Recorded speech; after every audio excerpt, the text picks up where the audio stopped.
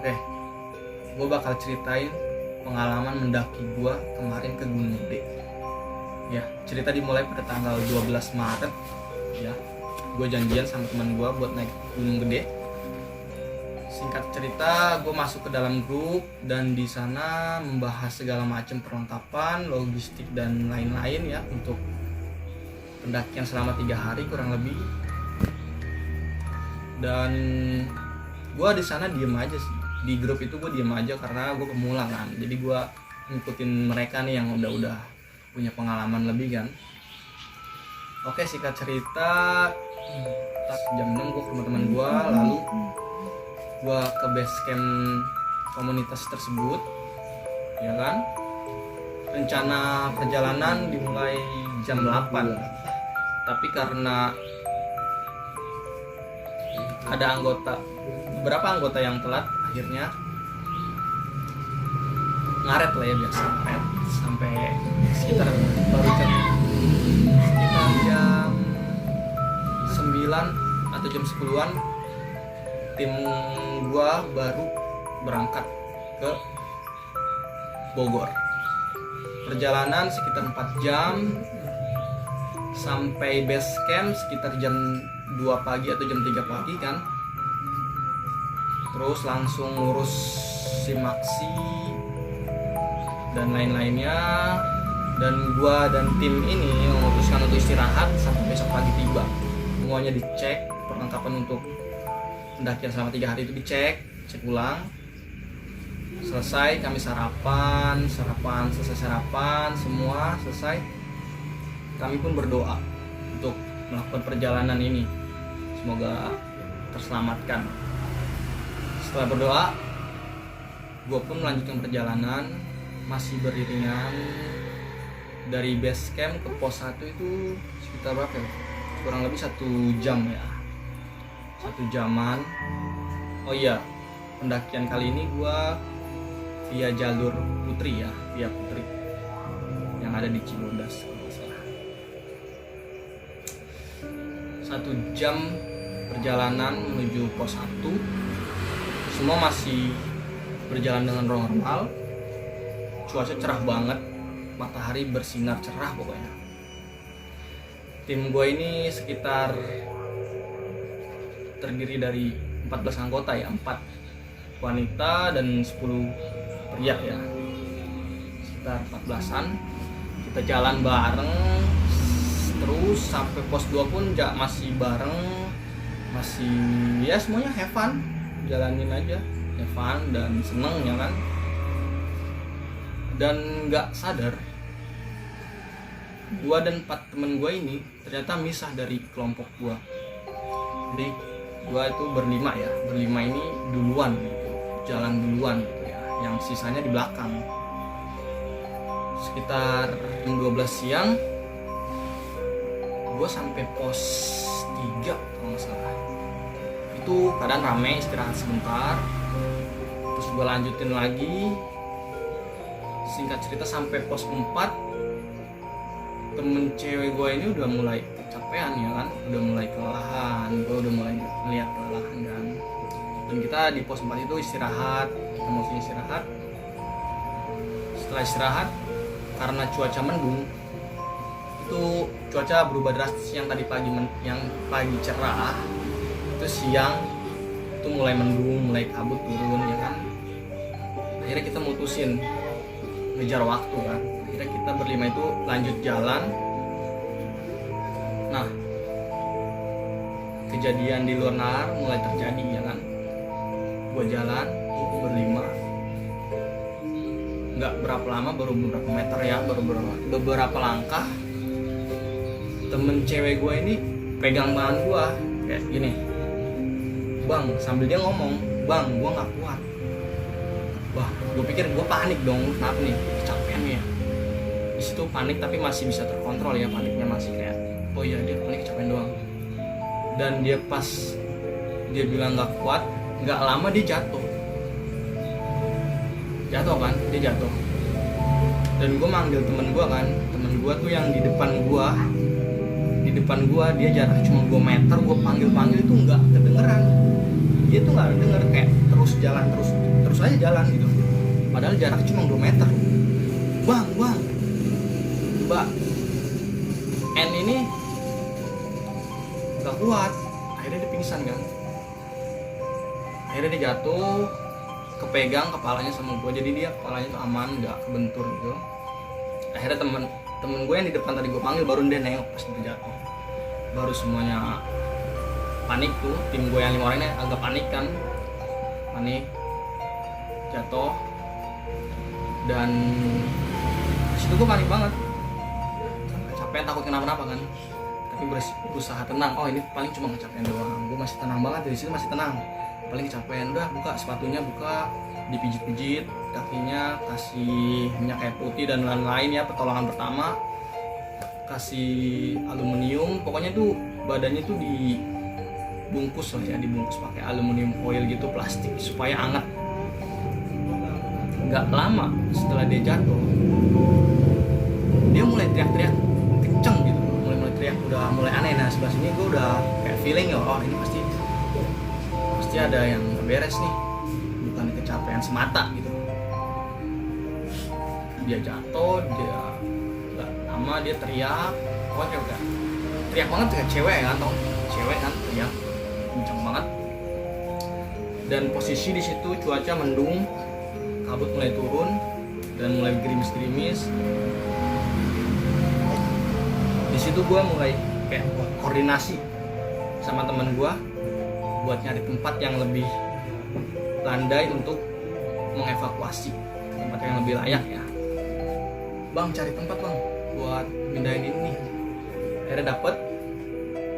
Di situ tim gue yang di belakang belum sampai, dia masih di belakang gitu, masih jauh kan. Akhirnya udah sampai, udah pindahin ke tempat yang lebih landai. Makin menunjukkan gejala yang aneh gitu ya kan, sampai bilang kayak gini, temen gue ini yang pingsan bilang kayak ketawa gitu kayak aku akan kembali gitu, dia ngomong kayak gitu. Itu di situ gue mulai merinding kan, soalnya dia ngomong kayak gitu, aku akan kembali, kayak gitu doang. Setelah itu teriak-teriak. Di situ hujan mulai turun dan gue membuat fly sheet ya kan, darurat, karena buat mengurangi hujan yang itu kan. Di situ kebetulan tim gue yang ketinggalan ini mulai datang dan mulai membantu ya kan, mulai mengurusi. Setelah tim gue itu datang, gue udah nggak ngurusin lagi karena gue udah fokus ke bikin air hangat ya kan, bikin fly sheet biar nggak hujanan. Di situ gue udah mulai basah, semua basah. Tim gue juga pada basah, bikin fly sheet darurat kan. Hujan gede banget dan masih teriak-teriak sambil nangis gitu kan, serem banget. Situ gue udah mulai merinding. Akhirnya temen gue ini mulai sadar, dia muntah-muntah sendiri ya kan. Kita di semua situ panik sambil kayak berdoa gitu ya kan, kayak minta selamatan segala macem. Akhirnya dia muntah-muntah gitu, kayak muntah. Dan disitu gue mikir, wah ini tanda bagus nih kalau dia muntah. Biasanya gitu kan kalau orang lagi kesurupan, kalau dia muntah itu tandanya yang jin itu mau keluar itu. Alhamdulillah muntah-muntah sendiri, terus sambil dipanggil-panggil namanya biar dia sadar gitu kan.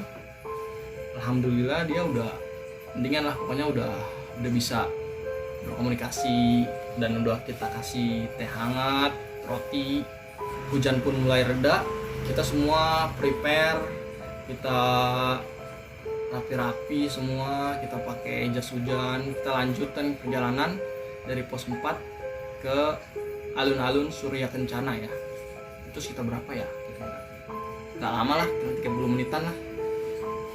Jalan terus. Kebetulan gue tuh paling depan, nggak istirahat, kayak terus jalan, walaupun langkah kecil terus jalan. Hujan masih gerimis ya kan. Sampai alun-alun sekitar jam berapa ya? Sore lah, sekitar jam 3 mungkin, 3 sore atau jam 4 sore sampai. Dan gue juga cukup lama nunggu di atas, dingin banget. Gue disitu sempet kayak kedinginan, tangan gue kaku nggak bisa gue gerakin, pokoknya gue kedinginan banget. Setelah kurang lebih 30 menit nunggu, tim gue baru nih, tim ini nih baru sampai. Setelah tim sampai, akhirnya kita mencari tempat untuk membuat tenda. Nah, ketemulah tempat nih. Ini agak bukan di lapangan ya, kan Surya Kencana itu kayak di tengah-tengah itu kayak lapangan itu luas kan. Dan gua bikin tenda di hutan-hutan gitu, di pinggiran hutan. Kebetulan hujan udah berhenti juga. Hujan udah berhenti, rapi-rapi, semua ganti yang basah, pakaian basah tuh ganti semua. Tim juga bagi-bagi tugas ya kan. Ada yang masang tenda, ada yang masak, segala macem. Waktu terus berjalan, sekitar maghrib lah ya, maghrib tenda udah jadi, dan tim gue pun beberapa ada yang masuk ke tenda, beberapa ada yang masak ya kan. Setelah itu di luar nalar ini mulai gue rasain lagi ya kan. Setelah maghrib gue udah merasa nggak enak ya kan. Pokoknya gue tuh entah gue kecapean, kedinginan, dan pikiran jadi kacau atau gimana, gue nggak ngerti. Intinya pas saat itu gue nggak bisa tidur ya kan, gue nggak bisa tidur. Tapi yang tim lain tuh ya pada bisa-bisa aja tidur dia karena kecapean kan, dingin, posisi dingin banget. Tapi alhamdulillahnya nggak hujan kan. Sekitar sore maghrib tuh kalau gue nggak bisa tidur, pikiran gue tuh kacau gitu, yang itu kacau. Dan satu ketika temen satu tenda gue itu kayak kedinginan, namanya si Bayu ya, si Bayu ini kedinginan, dan gue coba hangetin pakai korek ya kan. Korek gue coba ketanganin, gue deketin gitu biar dia lumayan hangat. Sebenarnya dia minta kompor dimasukin ke tenda, tapi karena gue nggak berani kan, gara-gara gue tadi maghrib itu gue ngalamin kejadian aneh ya kan, kayak bikin logistik. Yang lain udah pada di tenda semua, tinggal gue sama temen gue satu di luar. Ton, masukin tuh logistik ke dalam tenda. Dan temen gue saat ini setelah nyuruh dia langsung masuk, tinggal gue di luar sendirian. Dan gue denger suara kayak raungan gitu, kayak gitu. Sejak itu gue langsung loncat ke tenda, langsung gue tutup tendanya. Nah setelah itu pikiran gue kacau, dan temen gue ini kedinginan dan dia minta kompor. Tapi karena gue ngalamin kejadian itu, gue nggak berani dong ngambil kompor keluar tenda ya kan, gue nggak berani. Akhirnya gue pakai korek coba angetin temen gue ini biar nggak kedinginan lagi. Kedinginan dia, terus dia minta kompor terus. Gue bilang, gue nggak berani boy ke depan, lu mau kompor, ayo gue temenin keluar, cepet ambil. Tapi dia kayak setengah sadar. Dan yang lebih anehnya lagi, pas gue coba tempelin nih korek ke tangan dia tuh nggak ada reaksi, kayak nggak berasa ya kan, kayak nggak berasa.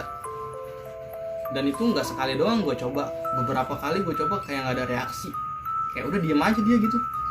Nah sejak saat itu gue kayak mulai mikir aneh nih, wah ada apa nih sama temen gue kan. Tapi gue berusaha mikir positif, tapi ya keadaannya begitu, emang aneh. Terus puncaknya sekitar jam 8, karena gue udah tahu nih ini ada yang aneh, ini ada yang nggak benar gitu. Dia tetap minta kompor gitu kan, karena gue kesel juga kan, gue nggak berani kan. Gue manggil dia nih biar sadar nih, dia kayak setengah sadar gitu. Pokoknya dia ngomong kayak setengah sadar. Gue panggil namanya, pokoknya gue oyak nih orang sampai sadar gitu.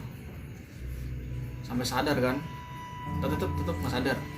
Sadarnya tuh pas kayak gue buka tenda, gue buka tenda, no baik, kompor di depan ambil, gue temenin. Ini temen gue ini matanya kayak bukan ke kompor, padahal kompor di depan.